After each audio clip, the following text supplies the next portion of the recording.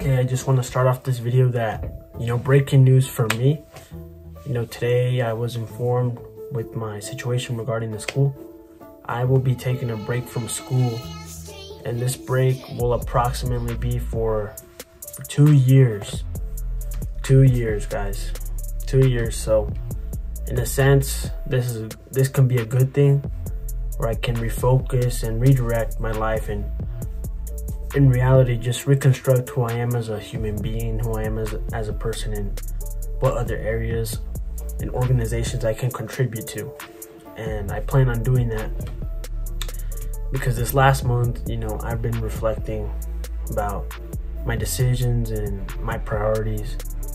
And if you were to ask me what my priorities and what my goals were in the beginning of January, from like YouTube videos from a month ago to the person I am now, I'm different thing.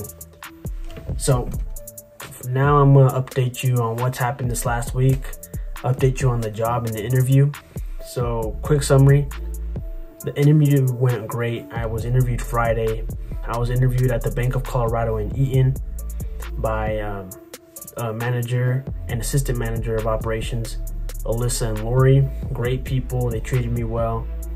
Interview was great. The environment was awesome. I actually enjoyed that interview in that place, and I actually want to work there, and I wanted to work there. And at the time I was still enrolled in school, and I thought I would be for much more, like a few more months, right? And I gave them what is now considered incorrect information. And due to that, I was informed yesterday that they did not decide to go and continue the process with me and hire me. They decided to go with somebody else, which is totally understandable. Alyssa called me and she told me she was impressed with my interview, that it was actually very unique, and that's awesome for me. But it stung a bit because I actually wanted to work there, and that was on my mind yesterday. It sucks being rejected to a job that you want to do, but it's all right. The timing wasn't there yet. Maybe, but if the call was by today, or if they took the decision, if it took a week to make the decision, I could have informed them that, hey, I'm free now, but just the timing wasn't there. So I will be now looking for other opportunities. And now, since I'm not occupied with school for a bit and all that jazz, I will be training harder than ever on calisthenics. So yesterday I got my first front lever. Out of nowhere, I rested a couple of days and I performed a front lever for the first time. I'll upload a YouTube video about it when I do it again. And well yeah, that's been going on. So the theme of this video, now that you're all caught up, is rejection. So how to deal with rejection. So in a sense, I just got rejected from my own school, and I just got rejected from this job that I had a monster great interview, literally the best interview that I've ever had. And even though you think you did everything in your power to succeed, sometimes you come up short. And it's what comes after that determines what you're gonna be. How will you take that rejection? And even though the rejection from the job yesterday, hurt a bit, because I wanted to work there. It's giving me a new perspective. Patience. We all need patience, and I need patience the most, in a clear, calm, collected mind. So in a sense, I am grateful for being rejected, even though I didn't want to be. But hey, it happens and you move on. Thankfully, if I had that job, maybe I don't have time to make YouTube videos. You never know, or focus on my business. So it's a sign. It's a sign that I'm meant for other things, that the timing wasn't just right. So maybe that opportunity will come up later. And in regards to school, I would have never thought that I would have had to take a break for this long, for approximately 2 years from university. And I never would have thought it it would have happened from these reasons that I just can't tell you in this video. I never would have imagined that, never in my wildest dreams, that this would have occurred. But it happens. Outliers happen for a reason, and you know, you have to navigate well. It's a landmine. You must navigate and plan ahead and be ready. And also another thing that I've learned, you know, is to keep your mouth shut if you have nothing to contribute, and speak when you know it's the time to speak. It's a simple saying, but had I kept my mouth shut, you never know. I could possibly still be in school, but I'm not. So it is what it is. So yeah, that's all I'm informing you guys on. It's been a whole roller coaster this last month. I'm not as stressed as I was 3 weeks ago, thank God, but no, it's still churning.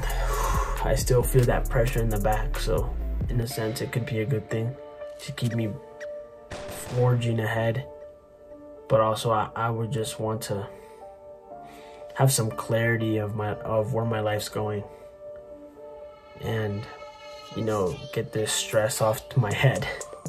It's not good to be stressed, and I'm not trying to be stressed, but just not knowing the future, it can be scary. But in a sense, it can be a good thing. If the future is unknown, then I can make anything out of my life at this moment. And that's what I plan to do. And it's to be the best I can possibly be. So 2 years from now, if I do decide to re-enroll in the university and it's what I want to pursue in that time, hopefully God gives me life and I'm still on this earth by that time. Not saying that bad things will happen, but you never know. Things are unexpected. But hopefully if that time comes and I have the opportunity to do that, to re-enroll, and I want to, then I want to be a completely different person where I'm unrecognizable for my peers,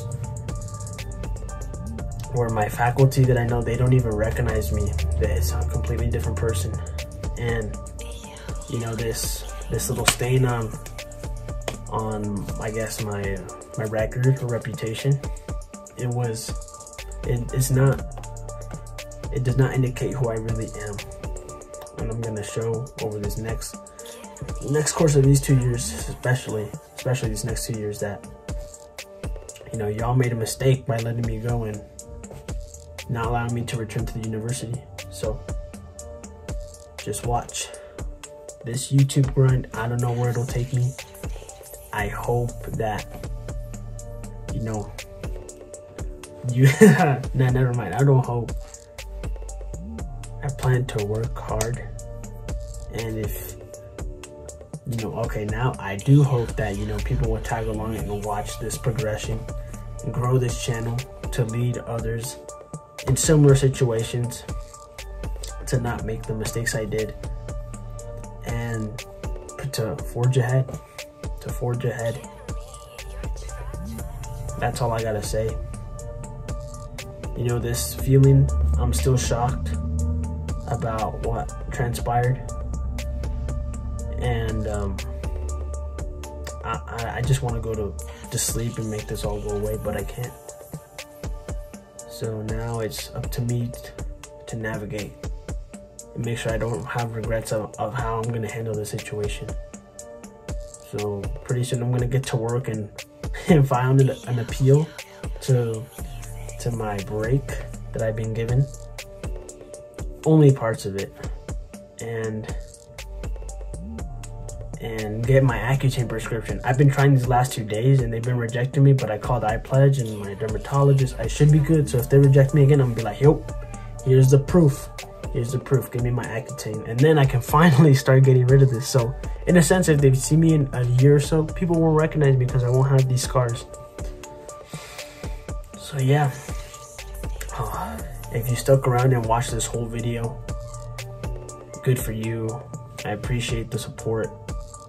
But just know that this is only the beginning of the change that's gonna happen. Be ready. And if you're here watching this now,